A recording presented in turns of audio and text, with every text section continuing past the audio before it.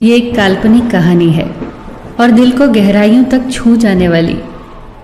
एक बार स्वर्ग में विचरण करते हुए कृष्ण और राधा एक दूसरे के सामने आ गए। विचलित से कृष्ण, प्रसन्नचित से राधा। कृष्ण सकपकाए, राधा मुस्कुराई। इससे पहले कि कृष्ण कुछ कह पाते, राधा बोल उठी, कैसे हो द्वारिकाधीश।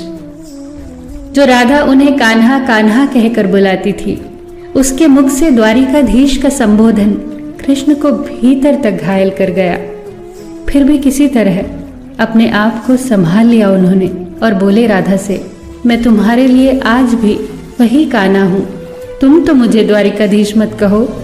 आओ बैठते हैं। कुछ मैं अपनी कहता हूं, कुछ तुम अपनी सुनाओ। सच कहूं राधा, जब जब भी तुम्हारी याद आती थी, इन आंखों से आंसुओं की बूंदें निकल आती थी। राधा बोली, मेरे साथ ऐसा कुछ नहीं हुआ।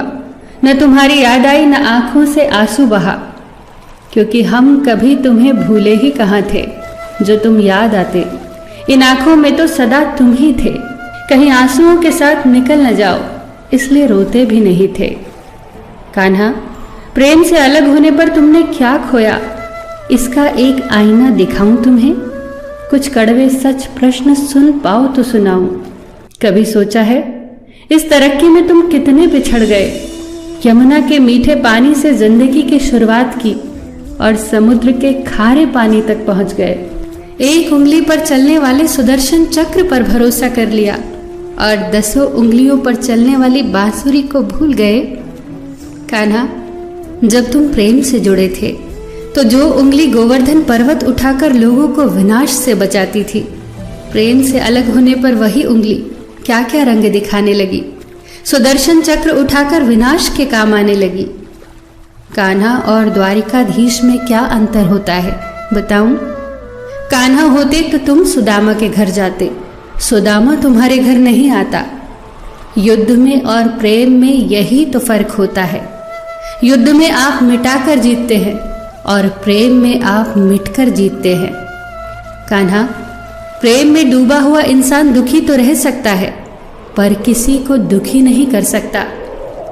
आप तो कई कलाओं के स्वामी हो, स्वप्न दूरदृष्टा हो, गीता जैसे ग्रंथ के दाता हो, पर आपने ये क्या निर्णय लिया? आपने अपनी पूरी सेना कौरवों को सौंप दी और अपने आप को पांडवों के साथ कर लिया। सेना तो आपकी प्रजा थी, राजा तो पालक होता है, उसका रक्षक होता है। आप जैसे महाज्ञानी उस रथ को चला रहे थे जिस पर बैठा अर्जुन आपकी प्रजा को ही मार रहा था। अपनी प्रजा को मरते देख आप में करुणा नहीं जगी, क्योंकि आप प्रेम से शून्य हो चुके थे। आज भी धरती पर जाकर देखो, आपकी द्वारिकाधीश वाली छवि को ढूंढते रह जाओगे। हर जगह, हर मंदिर में मेरे ही साथ खड़े नजर आओगे। मैं जानती हूँ कान्हा, लोग गीता के ज्ञान की बात करते हैं, उसके महत्व की बात करते हैं, पर धरती के लोग युद्ध वाले द्वारिकाधीश पर नहीं, प्रेम वाले कान्हा पर भरोसा करते हैं। गीता में मेरा दूर दूर तक नाम नहीं है, पर आज भी लोग उसके समापन पर राधे राधे कहते हैं। ये कहानी काल्पनिक जरूर है, पर इसके भीतर छिपी सीख बहुत महत्वपूर्ण है। श्री कृष्ण के पास कभी किसी प्रश्न का उत्तर ना हो, ऐसा तो हो ही नहीं सकता, परंतु राधा द्वारा लगाए गए प्रश्न चिन्हों पर कान्हा मौन रहे। यही तो है प्रेम में समर्पण का भाव।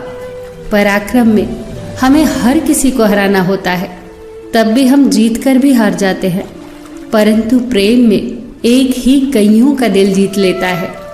सही कहा है कि छोटी सी उंगली पर पूरा गोवर्धन पर्वत उठाने वाले भगवान श्री कृष्ण छोटी सी बांसुरी को दोनों हाथों से पकड़ते थे।